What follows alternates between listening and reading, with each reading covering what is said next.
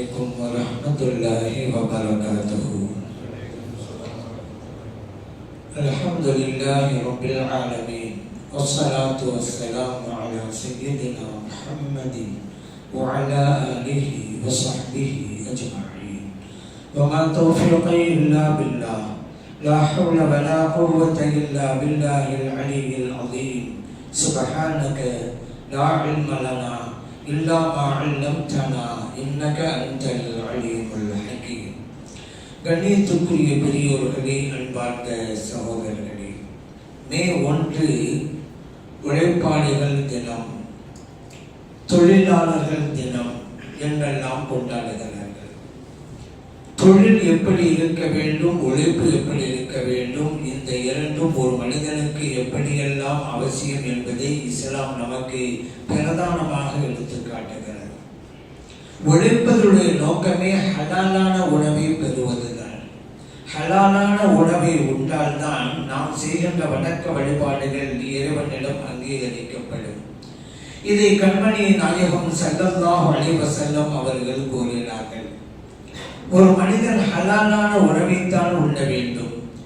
இறைவன் தனது தூதர்களுக்கு எதை கொண்டு கட்டளையிட்டானோ அதையே தான் இறை நம்பிக்கையாளர்களுக்கும் கட்டளையிடுகிறான் என்று சொல்லிவிட்டு குர்ஆனுடைய வசனங்களை ஓதி காட்டினார்கள் நபிகள் நாயகம் ஸல்லல்லாஹு அலைஹி வஸல்லம் அவர்கள்.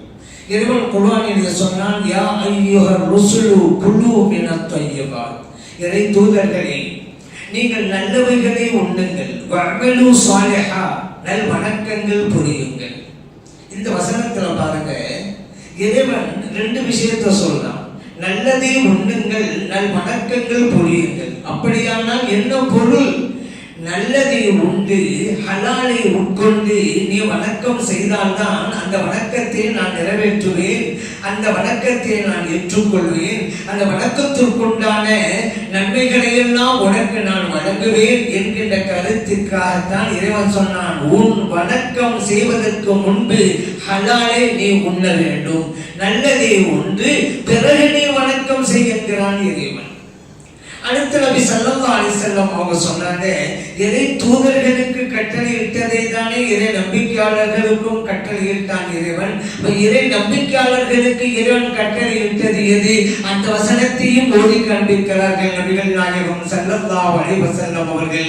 யா அய்யுஹல்லதீன ஆமனு குலூ மின் தய்யிபாத்தி மா ரஸக்னாகும், இறை நம்பிக்கையாளர்களே நாம் உங்களுக்கு வழங்கியதிலிருந்து நல்லவைகளை உண்ணுங்கள். அதுதான் ஹலால். ஹலாலை உட்கொள்ள வேண்டும். அப்படி இல்லாமல் வணக்கம் என்ன? நம்முடைய பிரார்த்தனைகள் கூட இறைவனிடம் அங்கீகரிக்கப்படாமல் போய்விடும். அதையும் தொடர்ந்து கூறுகிறார்கள் நபிகள் நாயகம் ஸல்லல்லாஹு அலைஹி வஸல்லம் அவர்கள். அந்த ஹதீஸிலேயே ஒருவன் நீண்ட நெடுந்தூரம் பயணத்தை மேற்கொண்டான், அவனுடைய தலைமுடியெல்லாம் கலைந்து போயிருக்கிறது, அவனுடைய உடலெல்லாம் புழுதிகள் படிந்திருக்கின்றன.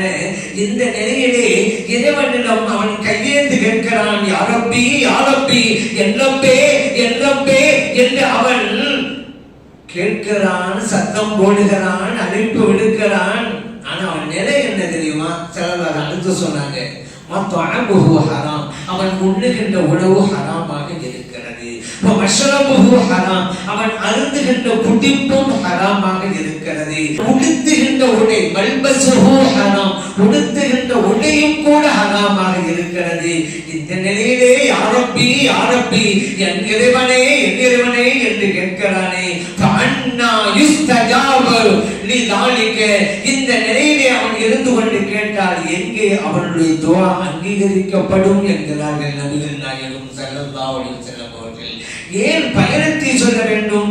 யாருடைய பிரார்த்தனைகள் அங்கீகரிக்கப்பட வேண்டும் என்பதிலே இந்த பயணியும் ஒருவராக இருக்கிறார். ஆகவேதான் நோன்பு துறக்கிற நேரத்தில் செய்கின்ற துஆ, பெற்றோர்கள் பிள்ளைகளுக்கு செய்கின்ற துஆ, ஒவ்வொரு ஃபர்லான தொழுகைக்கு பிறகும் செய்கின்ற துஆ, ஒரு பயணி செய்கின்ற துஆ, இவைகளெல்லாம் அங்கீகரிக்கப்படும்.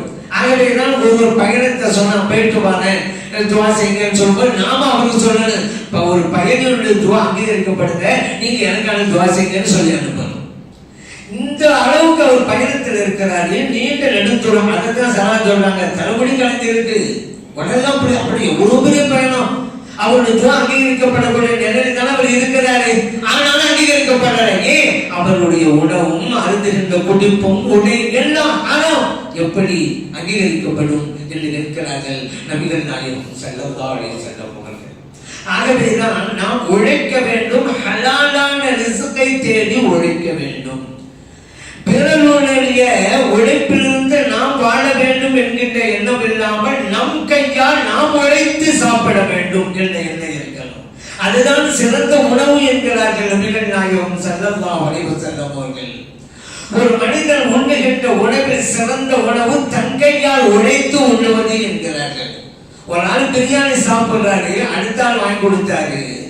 இன்னொருவர் கஞ்சி தான் குடிச்சாரு, அவர் கையால உழைத்து அந்த கஞ்சியை குடிச்சுக்கிட்டு இருக்கிறாரு. இது சிறந்த உணவு எது?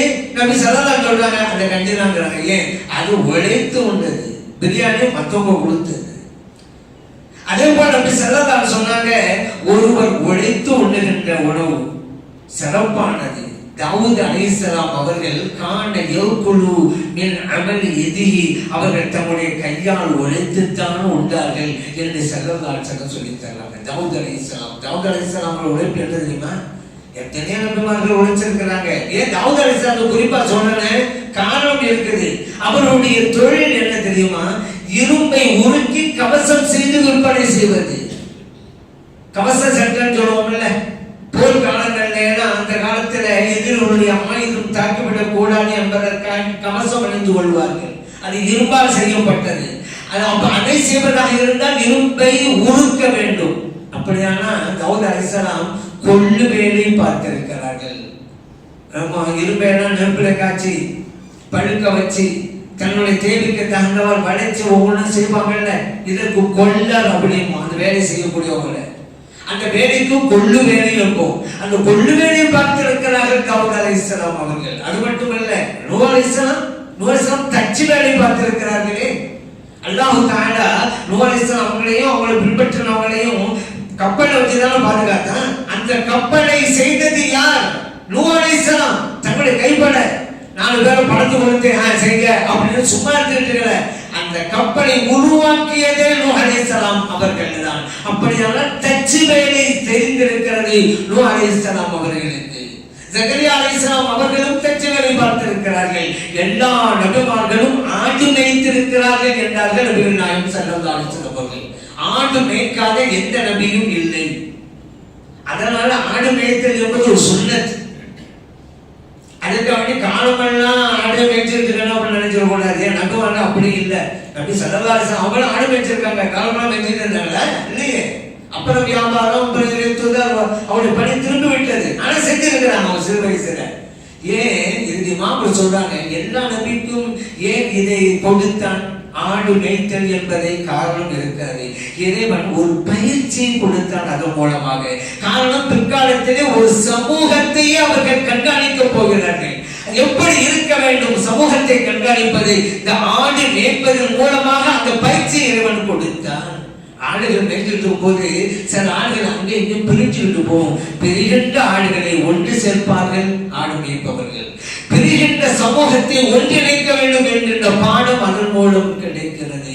சில ஆடுகள் தனித்து போய்விடும். அப்படி தனித்து போகாத ஜமாத்தோடு இரு என்று கொண்டு வந்து விடுவாங்க. அதாட்ட மனிதர்கள் அப்படித்தான். சில பேர் ஜமாத்தை விட்டும் தனித்து போவாங்க. தனித்து இருக்காதே, ஜமாத்துடன் இரு என்கின்ற பாடத்தை அல்லாஹ் அதன் மூலம் கொடுக்கிறான். அந்த ஆடுகள் ஏதாவது ஒன்றுக்கு காயம் ஏற்பட்டுவிடும், புண்ணு ஏற்பட்டுவிடும், நோய் ஏற்பட்டுவிடும். அதை கண்காணிப்பார்கள் மருந்து போட்டு. அதே போலதான் மனித சமூகத்தில் யாராவது ஒருவருக்கு துன்பம், துயரம், நோய் என்று வந்துவிட்டால் அவர்களை கவனிக்க வேண்டும்.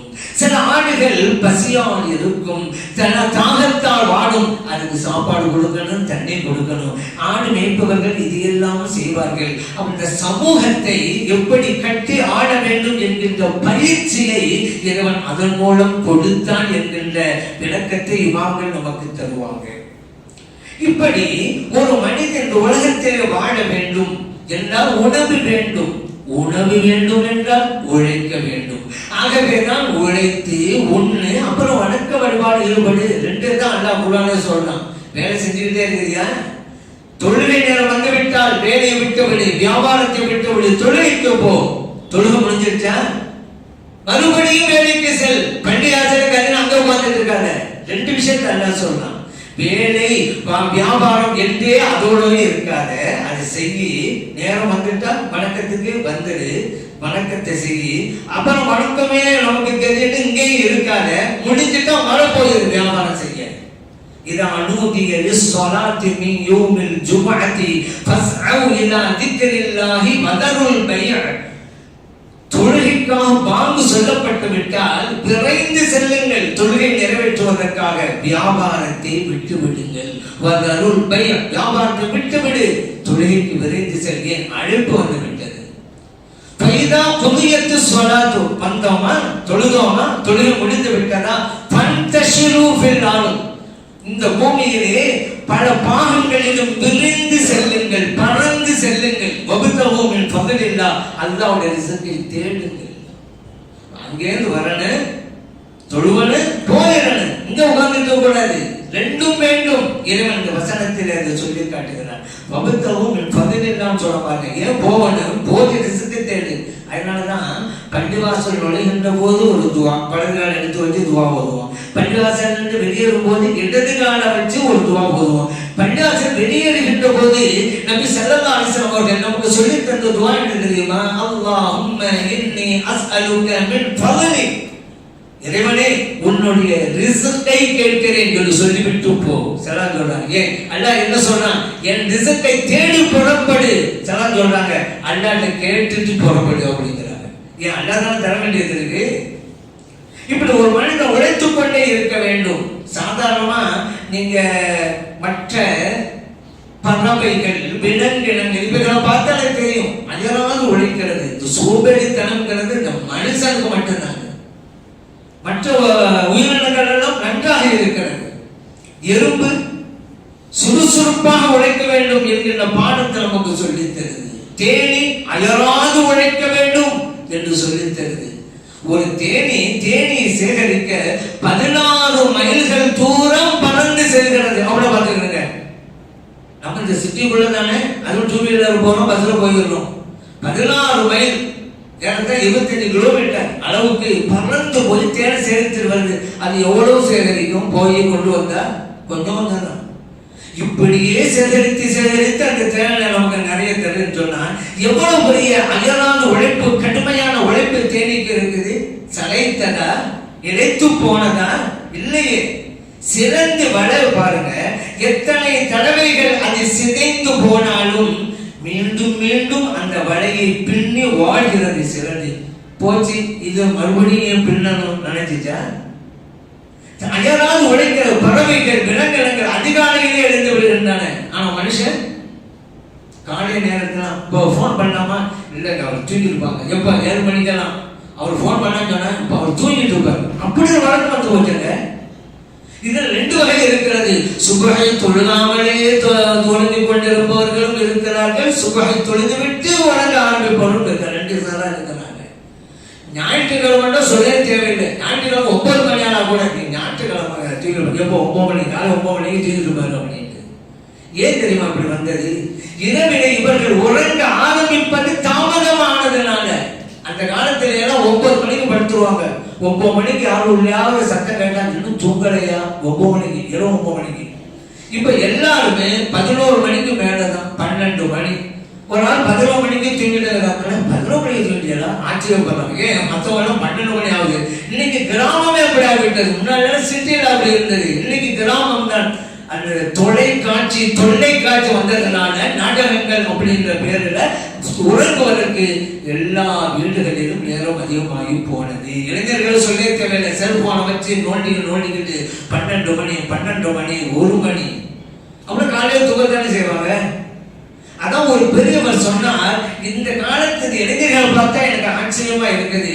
அந்த காலத்திலே பெரியவர்கள் தஹஜ்ஜுத் தொழுகைக்கு எழுகின்ற நேரத்திலே தான் இந்த இளைஞர்கள் தூங்கவே ஆரம்பிக்கிறான். அவன் தஜ்ஜுதை எந்திருப்பாங்க 1 மணி 2 மணிக்கு. அப்புறம் தூங்க போறான். அப்படி எப்படி இருக்கு? காலை நேரம் தூங்கத்தான் செய்வாங்க. ஆனால் பறவைகளை பாருங்கள், விலங்குகளை பாருங்கள், அதிகாலையிலே எழுந்து விடுகின்றன. ஆனா இப்படி எல்லாம் இருந்து உழைப்பதற்கு ஒண்ணுமில்லைங்கிறாங்க. ஏன் ஒண்ணுமில்லை நினைக்கிறீங்க? உங்களுக்கு கை இருக்கிறதா உழைப்பதற்கு? எப்போதுமே வெறுங்கை என்பது மூலத்தனம். உன் கைகளிலே இருக்கிற 10 விரல்கள் மூலத்தனம். அதை வச்சு உழைப்பா? அப்படி உழைச்சி சம்பாதிச்சு முன்னேறவங்க எத்தனை பேர் இருக்கிறாங்களே. கைத்தொழில கற்றுக்கொள்ளணும். அது என்னைக்கு நமக்கு உதவும். அதான் சொல்லுவாங்க, பெற்ற மகன் கூட உன்னை கைவிடலாம், நீ கற்ற தொழில் உன்னை கைவிடாது. யாரையும் எதிர்பார்க்க தேவையில்லை, வேலை செய்யலாம், சாப்பிடலாம். அப்படி ஏதாவது உழைப்பு வச்சுக்கிறாங்க. ஆனா இன்னைக்கு சோம்பேறிகளும் இருக்கிறாங்க. அவங்கள பத்தி ஹதரத் உமர் ரலியல்லாஹு அன்ஹு அவங்க சொன்னாங்க, சில பேர் இருக்கிறாங்க வீட்டுக்குள்ள உட்கார்ந்துக்கிட்டு யா அல்லாஹ் எனக்கு ரிஸ்கத்தா அப்படி கேட்டுட்டு இருக்கிறாங்களே. இதை விடவும் அறிவீனம் வேறு என்ன இருக்க முடியும்? இறைவன் தங்கத்தையும் வெள்ளியையுமா மழையாக பொழி வைக்கிறான்? தண்ணீரை தானே மழையாக பொழி வைக்கிறான். நீ தான் நடனம், நீ தான் அறுவடை செய்யணும், நீ தான் தானியத்தை பெறணும், சமைக்கணும், சாப்பிடணும். இவ்வளவு வேலை இருக்கும் போது வீட்டுக்குள்ள உட்கார்ந்து ரிசுக்கைத்தாண்டா எப்படி? அதான் மேல்நிலை கண்ட ஞானி வஹீதீன் அப்துல் காதிர் ஜிலானி ரலியல்லாஹு அன்ஹு சொல்றாங்க, திஜ்லா நதியின் மையப்பகுதியிலே வீட்டை கட்டிக்கொண்டு ஒருவன் இருக்கிறான். டைக்ரீஸ் நதி, அதான் திஜ்லா நதி. உள்ள உட்கார்ந்துக்கிட்டு தாகமா இருக்குன்னு சத்தம் போடுறான். இப்ப நீ விட ஒரு அறிவிலி வேறு யார்?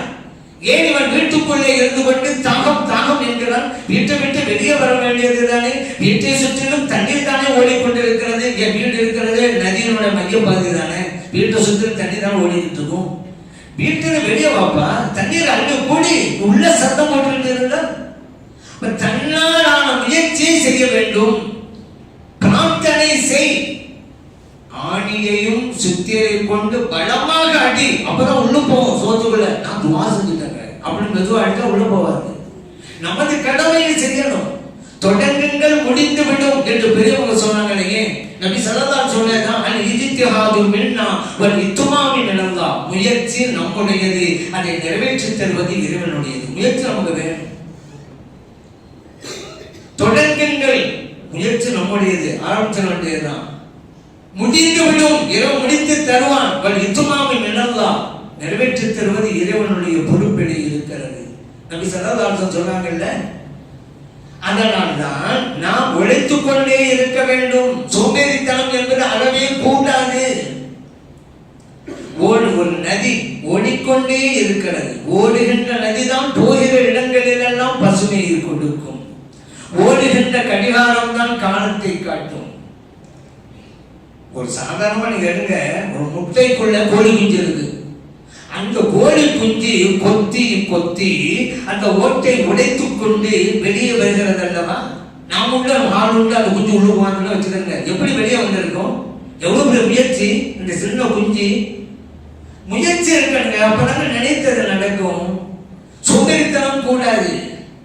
நபி ஸல்லல்லாஹு அலைஹி வஸல்லம் துஆ சொல்லி தராங்க, அல்லாஹும்ம இன்னா நஊது பிக மினல் ஹம்மி வல் ஹுஸ்ன் வ நஊது பிக மினல் அஜ்ஸி வல் கஸல்.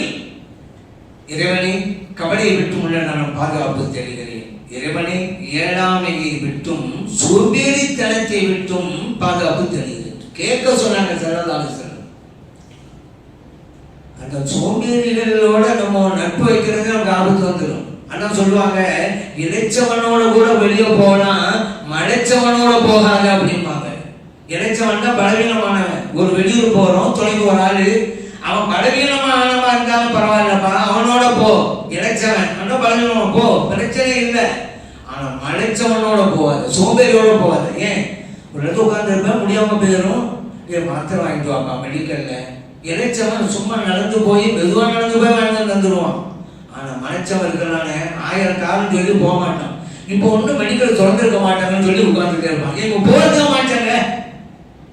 அதனால அந்த மலைச்ச சோம்பேறிகள் என்பது. ஆகவேதான் சோம்பேறித்தனம் இல்லாமல் உழைத்துக் கொண்டே இருக்க வேண்டும் என்று அவன் மாற்றம் சொல்கிறது. சோம்பேறித்தனம் உட்கார்ந்துட்டாலே அவன் மோசமா போயிட்டான்னு அர்த்தம். ஒரு மனிதனுடைய உடம்பிலே ரத்தம் ஓடிக்கொண்டே இருந்தால் உடம்பு நன்றாக இருக்கிறது என்ற அர்த்தம். ஓடுகின்ற இரத்தம் நின்று விட்டால் உடம்பு கெட்டு போய்விட்டது என்ற அர்த்தம். ரூஹ் போயிடுச்சு, அது மொத்தா போயிட்டான்னு அர்த்தம். கடிகாரத்தை கூடிய முள் சுற்றி கொண்டே வந்தால் கடிகாரம் நன்றாக இருக்கிறது என்ற அர்த்தம். சுற்றுகின்ற முள் நின்று விட்டால் கடிகாரம் கெட்டு போய்விட்டது. ஒரு மனிதன் ஓடிக்கொண்டிருக்க வேண்டும், உழைத்துக் கொண்டிருக்க வேண்டும், அவன் நன்றாக இருக்கான் அர்த்தம். எந்த வேலையும் செஞ்சாலும் சும்மா அவன் கெட்டு போயிட்டான் அர்த்தம். நபி ஸல்லல்லாஹு அலைஹி சொல்றாங்க, ஒரு மனிதன் காலையிலே எழுந்து கயிற்றை எடுத்துக்கொண்டு காட்டிற்கு சென்றால், விறகுகளை வெட்டினால், கயிற்றிலே கட்டி அள்ளி கொண்டு வந்து மக்களுக்கு மத்தியிலே விற்றான், அதன் மூலம் ஊதியம் பெற்றான், உணவுண்டான். இவன் சிறந்தவன் மற்றவர்களிடம் கையேந்துபவனை விட. மற்றவன் எதிர்பார்த்தே வாழ்ந்துட்டு இருக்கிறான்ல, அதுல பல வகை இருக்குது. நாகரிகமான பிச்சை ஒண்ணு இருக்குது. சில பேர் பிச்சை இருக்க கூடாமாங்க, சில பேர் நாகரிகமா இருப்பான், பெரியவர்கள் இருக்கக்கூடியவங்க. எப்படி இருந்தாலும் கூடாதுதான். நபி ஸல்லல்லாஹு அலைஹி வஸல்லம் இப்படி சொன்னாங்கல்ல, யாசகம், அதான் அண்ணன் சொன்னான், யாசகம் என்கின்ற வாசகமே இருக்கக்கூடாது. ஆனா அடுத்தவங்க கேட்க கூடாதுங்க. நபி ஸல்லல்லாஹு அலைஹி வஸல்லம் இதுதான் சொன்னாங்க, அடுத்தவங்க கேட்காதீங்க. அல் யதுல் உல்யா ஹைரும் மினல் யதிஸ் சுஃப்லா, மேலே உள்ள கைதான் கீழுள்ள கையை விடவும் மேலானது. அப்படின்னா அர்த்தம், கொடுக்கும் கை வாங்கும் கையை விட மேலானது. அதனாலதான் தமிழ் அறிஞர்கள் மற்றும் வாக்கு அறிஞர்களுக்கெல்லாம் பொற்கிழி கொடுப்பாங்க, பணமுடிப்பு. பொற்கிழின்னு சொன்னா பணமுடிப்புன்னு அர்த்தம். அப்படி கொடுக்கின்ற போது இப்படி கொடுக்க மாட்டாங்க. ஏன்? இது உயர்ந்த கையாவும் வாங்குகிற அந்த தமிழ் அறிஞர்களுடைய கை கீழே வந்துடும். அதுக்காக தட்டிலே வச்சு இப்படி கீழே கொண்டு போவாங்க. அந்த அறிஞர் அதை மேலே, அவர் கையை மேலே உயர்த்தி எடுத்துக் கொள்வார். அது ஒரு பண்பாடு. அதனால் பிறரிடம் கேட்க கூடாது. இதை நபி ஸல்லல்லாஹு அலைஹி வஸல்லம் சொல்லி தராங்க. நீ உழைத்து சாப்பிடு, அடுத்தவங்க கேட்காது. ஒரு சஹாபியை பத்தி நபி ஸல்லல்லாஹு அலைஹி வஸல்லம் அவங்ககிட்ட சஹாபா பெருமக்கள் புகழ்ந்து பேசினாங்க. யார சொல்லலாம், அவர் இருக்கிறாரே, பகலெல்லாம் நோன்பு வைக்கிறார், இரவெல்லாம் நின்று வணங்குகிறார், வணக்க வழிபாட்டிலே ஈடுபடுகிறார். இப்ப ஸல்லல்லாஹு கேட்டாங்க, எப்படி சாப்பிடுறாருன்னாங்க. எப்ப பார்த்தாலும் வணக்கத்தில் இருந்து அவர் சாப்பிடுறது என்ன செய்யறாரு? சஹாபா பெருமக்கள் சொன்னாங்க, அஹூஹு, அவருடைய சகோதரர் அதை கொடுக்கிறார். இப்ப சொன்னாங்க, அஹூஹு ஹைரும் மின்ஹு, அப்படியானால் அவருடைய சகோதரர் இவரை விடவும் சிறந்தவர் அப்படிங்கிறாங்க. யாரை விட? நோன்பு வைக்கிறாரு, வணங்கிக்கிட்டே இருக்கிறாரு, ஆனா சகோதரரை இவருக்கு சாப்பாடு மட்டும் தான் கொடுத்தாரு. இப்ப சலாம் சொல்றாங்க, அவர் தான் சிறந்தவர். எப்ப பார்த்தாலும் வணக்க வழிபாடு சொல்லி நம்ம ஏமாத்திட்டு கூடாது. மனைவி மக்கள் உழைப்பது வணக்கம் தானே. வணக்கத்தை பிரிச்சுங்க, ரொம்ப தொழுகிறது நோன்பு வைக்க மட்டும்தான் வணக்கமா? சலாதா ஃபீ சபீலில்லாஹ்ங்கறாங்க. உன் மனைவி மக்களுக்கு உழைக்க நீ வெளியே சென்றால் ஃபீ சபீலில்லாஹ், அல்லாஹ்வுடைய பாதையிலே நீ இருக்கிறாய். பிறரிடம் கேட்க கூடாது, உழைத்து வாழ்வேன் என்று நினைத்து நீ வெளியே செல்கிறாய் சம்பாதிக்க, அப்போதும் ஃபீ சபீலில்லாஹ், அல்லாஹ்வுடைய பாதையிலே நீ இருக்கிறாய். நபி ஸல்லல்லாஹு அலைஹி வஸல்லம் அவர்கள் உழைப்பாளிகளை எப்படியெல்லாம் மதிக்கணுங்கிறதுக்கு ஒரு ஹதீஸ் சொன்னாங்க. அது ஒண்ணே போதும் இந்த உலகத்துக்கு. அஅதுல் அஜீர அஜ்ரஹு கப்ல அன் யஜிஃப அரதுஹு அப்படின்றாங்க. ஒரு உழைப்பாளியின் வியர்வை துளி உலர்வதற்கு முன்பாகவே அவனுடைய கூலியை கொடுத்து விடு என்றார்கள் நபிகள் நாயகம் ஸல்லல்லாஹு அலைஹி வஸல்லம். உழைப்பின் பெருமையை இதுபோன்று இந்த உலகத்திலே யாரும் சிறப்பித்து சொல்லி இருக்க முடியாது. நபி ஸல்லல்லாஹு அலைஹி வஸல்லம் தான் சொன்னாங்க.